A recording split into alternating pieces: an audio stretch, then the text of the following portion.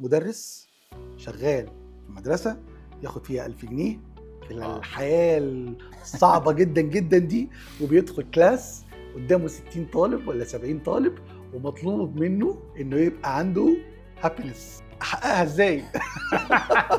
هو مش هطلب منه، انا عايزه هو يطلب من نفسه. طب هو انا هبداها من جوه، يعني انا عاوز ابقى سعيد، انا المدرس وعايز ابقى سعيد. ماشي.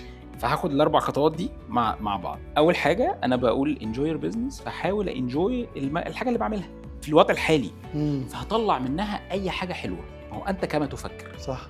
فكري لما يبقى ايجابي، انا عمال اغذي الحته الايجابيه دي، بيأثر على حاجات كتير جدا في سلوكي وفي مشاعري. في مش في ناس بنلاقيهم كده منورين في مكان حقيقه، يعني تلاقيه ايه ده، هو بيعمل حاجه تانية، هو مش هنا عشان ال1000 جنيه.